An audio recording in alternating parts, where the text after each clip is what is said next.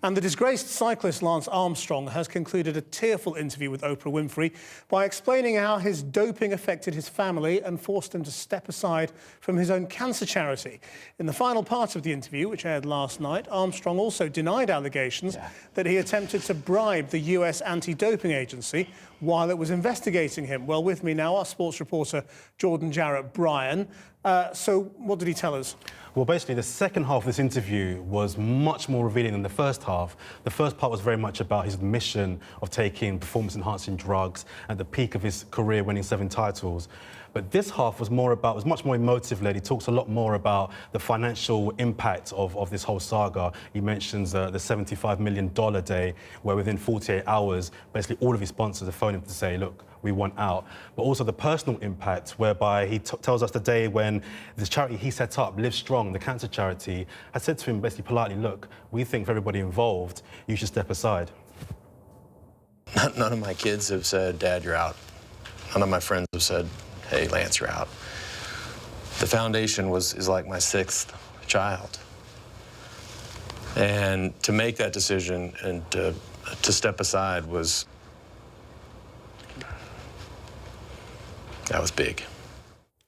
And he talked about his family quite a lot, and in particular his son and what motivated him to come clean. He does, yeah. I mean, for the first time in this 3-hour interview, I think we actually see Lance Armstrong emotionally crumble. He talks about the day when he had to tell his son, who was very defensive of his father, that, look, these allegations that are being thrown at me, they're actually true. My son defending me and saying, that's not true. What you're saying about my dad is not true.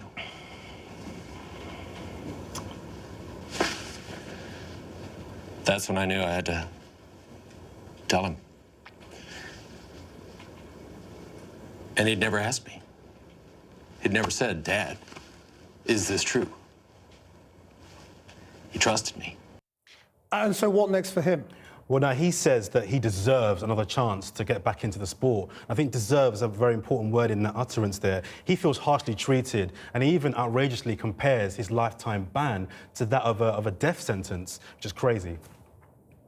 You're trading my story for a 6-month suspension? That's what people got. Which is what other people got. What everybody got. So I got a death penalty, and they got meaning you can 6 never months compete again. in anything.